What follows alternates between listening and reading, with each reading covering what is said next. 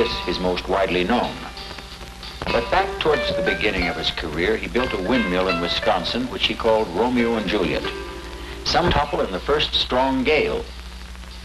The windmill is important because all of his life, he sought to withstand and harness the furious winds of his own genius and those of a world often bent on blowing him down. His windmill and the house of himself stood up to every storm. His name was Frank Lloyd Wright, and there is a sheltering monument to his strength and vision in a place called Fallingwater. American Lifestyle, Frank Lloyd Wright's Fallingwater. Brought to you by Bassett Furniture Industries, manufacturers of fine furniture for every room in your home. And starring as your host, Mr. E.G. Marshall. Frank Lloyd Wright is inscribed in the history of architecture as clearly and firmly as this rock ledge is in the Pennsylvanian earth. Both are unique and stand alone. Wright loved this site as he did all natural things. Nature was the sustaining source and dominating inspiration in all of his ideas. I don't mean that he slavishly copied nature's forms. Rather, he was a reverent student of her great principles. Unceasing change and infinite variety. In a word, individuality. In a phrase, which he gave to his work, organic architecture. In tangible application, this home and way of life, which he designed in the hills of western Pennsylvania. But there's an underlying lesson the architect was forced to learn from nature. She builds her surviving wonders by fierce and unforgiving means of trial. And Frank Lloyd Wright underwent an Old Testament plenty of pain and tragedy in his lifetime. That life ended in 1959 at age 90. So here at Fallingwater, one feels his work, like this stream, coursing on forever. It all began in Richland Center, Wisconsin, where Frank Lloyd Wright was born on June 8, 1869.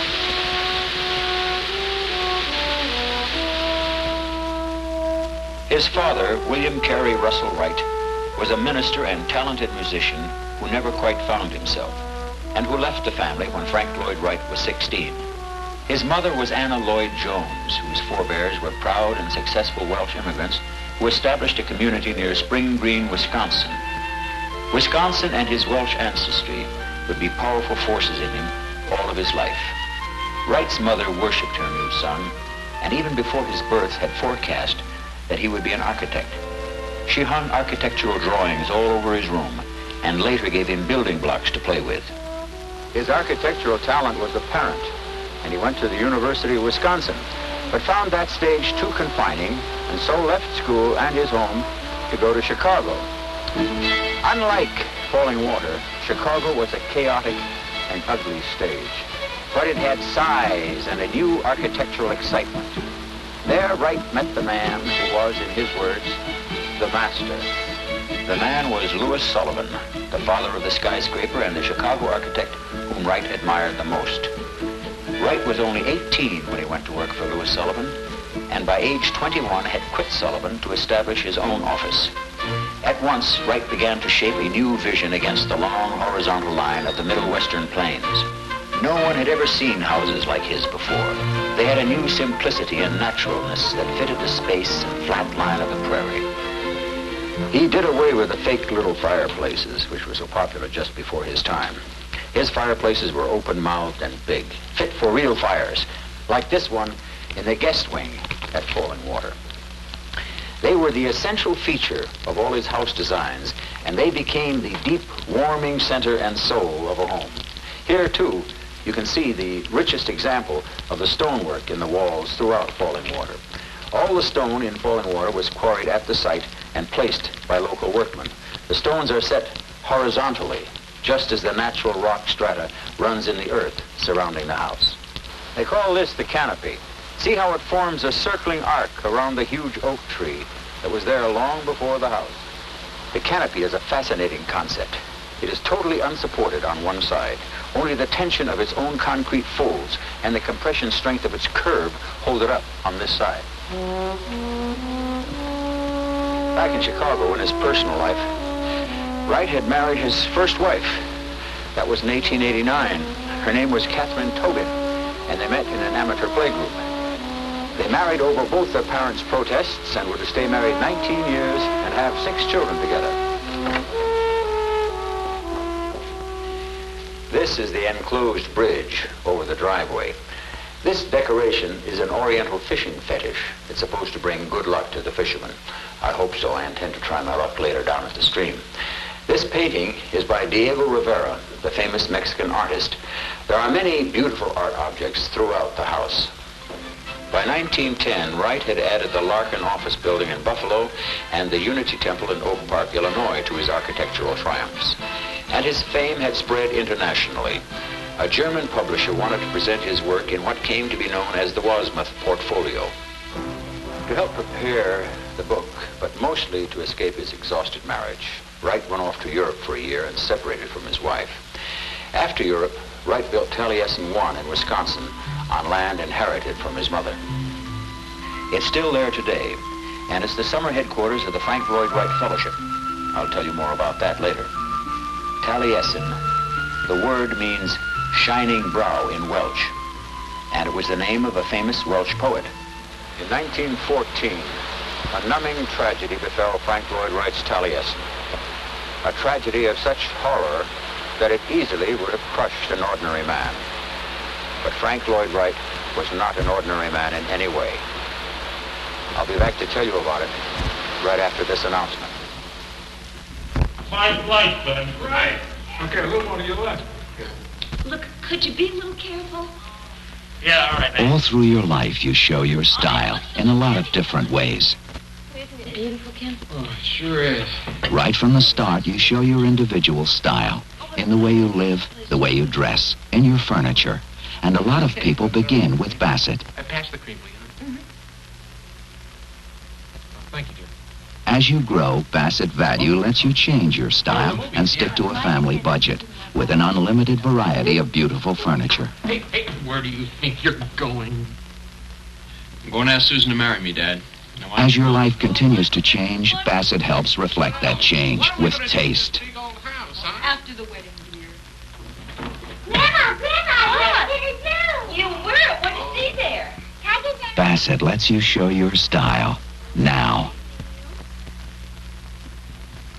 Fallingwater was designed in 1936 as a weekend home for this man, Edgar Kaufman, an immensely successful Pittsburgh department store owner whose son, Edgar Kaufman Jr., had been a student of Wright's at Taliesin. At the time, Mr. Kaufman was told in a written report by structural engineers that Wright's ideas for pinning the house to the mountainside and supporting the cantilevered concrete slabs on what Wright called 4 fingers was impossible. Wright had the report buried in the cornerstone of the house. When the concrete work was finished and the day came to remove the wooden forms, the contractor got scared and refused to knock away the last timber. Angrily, Wright went and stood next to the workman who struck the post out from under the big cantilever, and of course the house stood firm. But Fallingwater in 1936 were in the unforeseeable future in August 1914. So were the immediate terrors that were to engulf both the world and Frank Lloyd Wright. In that month of that year came the agony of World War I, and in Mr. Wright's personal life, the sudden madness of a Taliesin servant named Carlton, who went berserk. Wright himself, in August 1914, was in Chicago, at work on the Midway Gardens, a beautiful and original new outdoor cultural and recreational center. At the same time, up at Taliesin in Wisconsin, a lady named Mamie Borthwick, who is now living with Wright, sat on the terrace having lunch with her 2 young children from a former marriage. 6 of Wright's workmen were having lunch in the dining room. Carlton was serving them. He left the dining room and locked the door and poured gasoline under it. He lit a match, and the whole room burst into flames. While the men were struggling to get out, the servant Carlton grabbed an axe, ran outside, and killed the lady and her children. Then, as they came out, Carlton killed 4 of the 6 burning men who had finally managed to break down the door. Carlton also killed himself Taliesin, except for the drafting room, burned to the ground. This insane and staggering loss seized Wright with grief, but it did not destroy him, as it might have lesser men. Up from the ashes of sorrow and charred dreams, Frank Lloyd Wright rebuilt Taliesin and his own life. Within a year, there was a new shining brow fitted to the hillside, and a year after that, he was in Japan to begin one of his greatest creations, Tokyo's Imperial Hotel. This giant work took 7 years. Wright designed the building to float on shallow concrete pins to withstand the earthquakes that haunt Japan. He compared the technique to a tray being balanced on a waiter's fingers. His theory got tested soon enough. In 1923, a year after it was completed, the Imperial Hotel withstood a furious earthquake, while buildings all around it were going down. Its huge decorative pool provided water to keep it from burning, while much of the rest of Tokyo went up in flames. This is called the plunge. In the summer, it's a small swimming pool for the family. The sculpture is by Jacques Lipschitz. After Japan, Wright took temporary residence in California and produced a series of unique and astonishing private homes. Hollyhock House, the Storer House, the Ennis House, and La Miniatura, the first concrete house to employ the textile block system which Wright invented. This is the living room at Fallingwater. Wright was the first to design built-in furniture, like this couch that enhances the strong horizontal lines of the house. He designed these low stools and tables. Critics who admired Wright's buildings were not always so kind to his furniture. Wright himself once wrote, "I was always black and blue in some spot from too intimate contact with my early furniture." Still, most of his furniture designs are beautiful, highly practical, and comfortable. Wright suggested that the fur throws be made from the pelts of local animals. They are. This one's raccoon. Wright hated the cluttered look that floor lamps gave to a room, with their awkward stands and spaghetti-like cords. See? There aren't any in this room. Light comes indirectly from this arrangement in the ceiling. It's a wooden frame construction spanned by unbleached muslin. The expansive use of glass was another Frank Lloyd Wright innovation, and another important feature to give you the feeling that the house belongs to its environment. Next to this single-unit chair and sofa design, Wright built in a record player. He was fond of music, played it, and even composed some himself. In a rare bow to another man's genius, he preferred Beethoven above all. And look at this. The wooden shelves are cemented into the wall. Here's the dining room table which Wright designed, one of them for intimate dinners. Over there's another one stored away until you have lots of guests, then easily and naturally put into place. And here, the glowing heart of Fallingwater. This great chimney mass is fixed on a living rock ledge, the top of which forms a natural hearthstone for the fireplace. There are lots of these natural rock outcroppings in Fallingwater, and all of them are left unwaxed to distinguish them from the floors, which throughout the house are made of large flagstones, also taken from the local quarry and placed by hand. The floors are waxed for easy cleaning.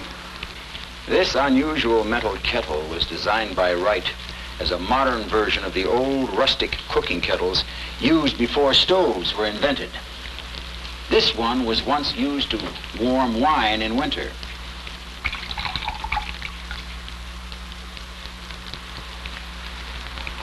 See? This stone relief set in the wall is Chinese tomb carving of the 18th century. Wright was fascinated by Oriental art and design and accumulated a rich personal collection of Japanese prints, most of which he was forced to sell when he became financially destitute in the late 20s and early 30s. That story involves Miriam Noel, his second wife, and I'll tell you about that right after this announcement.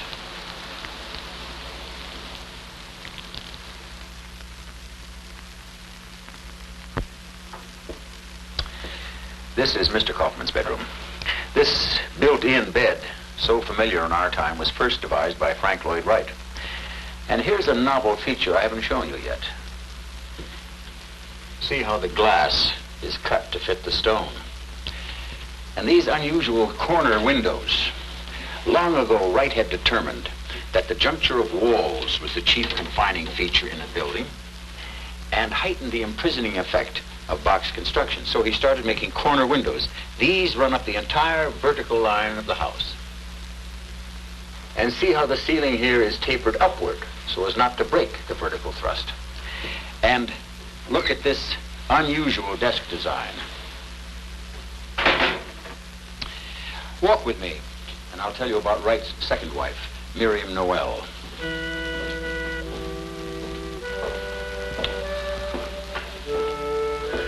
Notice how small the hallway is? Wright believed hallways were a necessary evil at best, and he made them low-ceilinged, narrow, and barren on purpose, so people would hurry on to the main living spaces. Miriam Noel was a divorcee and a sculptress, and she was beautiful, but, which Wright did not know, she was suffering from a mental disease called neurasthenia. She had written Wright a sympathetic letter after the Taliesin tragedy. They met, and soon she was installed in the new Taliesin, number 2. They lived there for 8 stormy years, till finally they were married in the middle of a bridge over the Wisconsin River at midnight in November 1923. This curious ritual was to symbolize that all of the difficulties between them had been bridged. Sadly, that was not to be so. A year later, they were separated, and Miriam Noel left Taliesin number 2 and moved to California. But she'd be back with a crazed vengeance.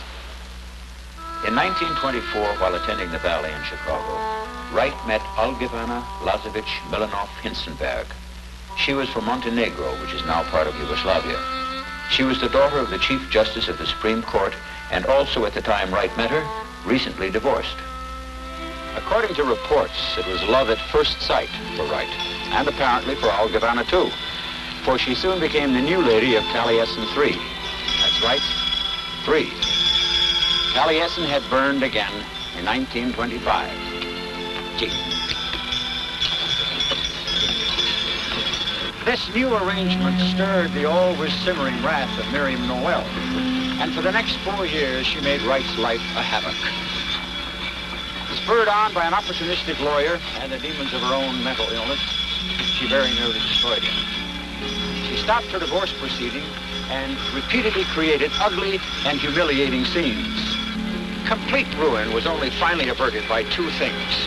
Quite as unexplainably as she had harassed Wright, Miriam Noel suddenly decided to grant Wright a divorce. And through a group of loyal friends and former clients, Wright was able to incorporate and sell shares in himself. He raised $75,000, though his only assets were his health and his genius, and the future work he might create. I'll tell you about it right after this announcement. Gee.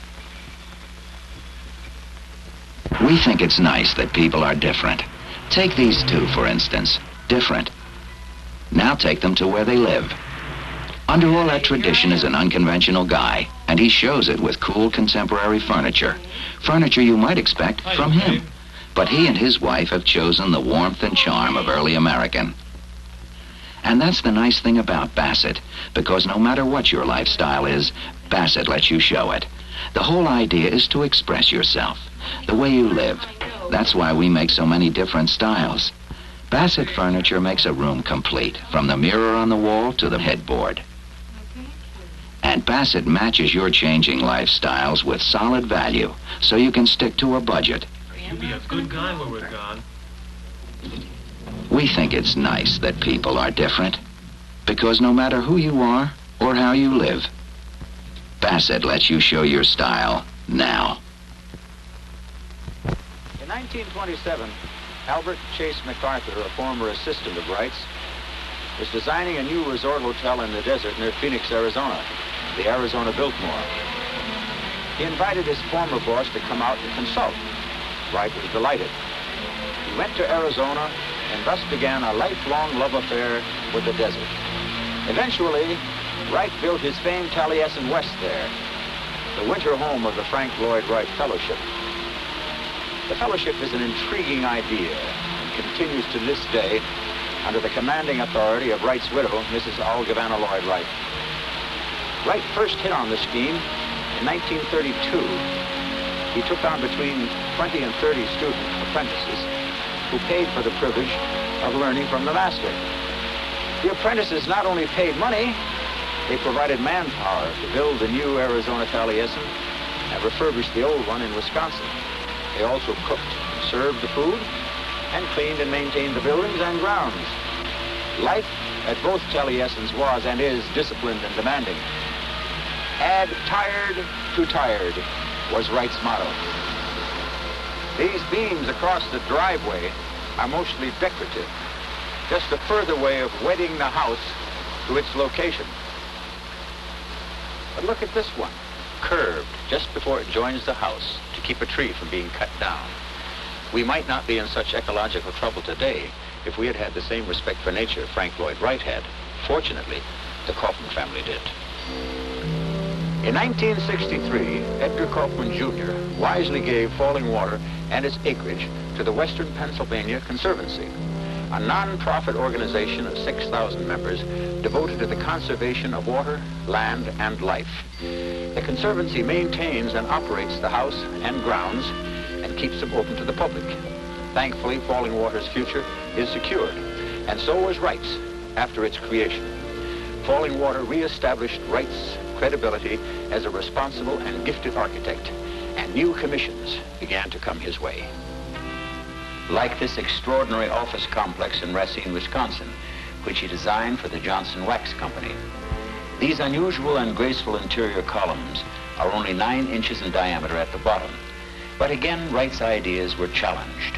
The city fathers stopped work on the building because they claimed these concrete lily pads would crumble under the 12-ton load each was supposed to carry.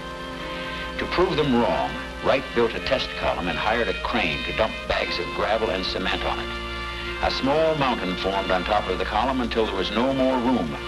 The gravel and cement finally weighed in at 60 tons, and still the column did not break. Construction proceeded without further difficulty. And Wright began to prosper. The long, dark night of scorn and scandal was over. Through the 40s, commissions and praise mounted steadily. In the 1950s, remember Wright was in his 80s by then, came some of his happiest and noblest creations. Among them, the Guggenheim Museum in New York. I'll be back to tell you about it right after this announcement.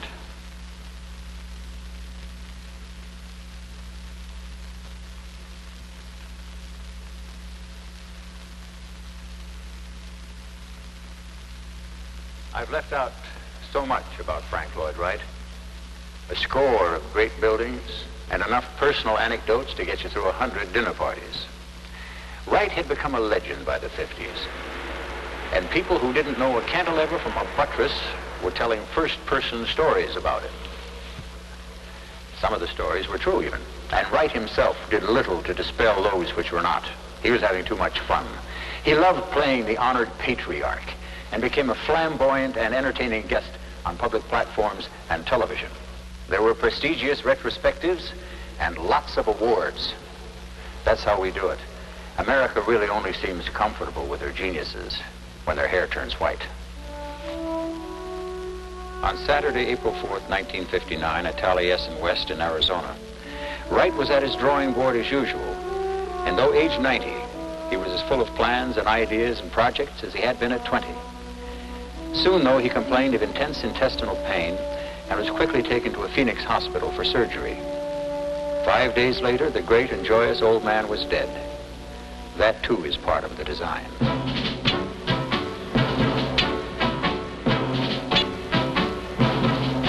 And so what do we inherit from this crowded and tempestuous life?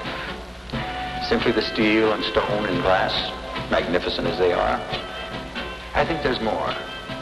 A heritage of great courage and character, a romantic and unconquerable spirit, individuality, and a vision without equal.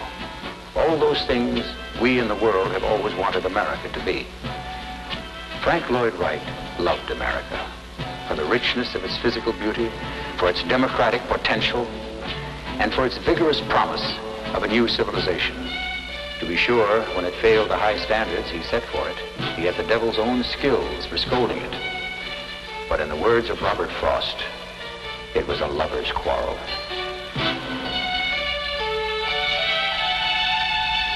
What do we inherit? Here at Frank Lloyd Wright's Fallingwater, I feel it is a renewed sense of understanding that our natural gifts are many, and that America continues to be a singular and ingenious design, and that, like this rock ledge, is worth building on.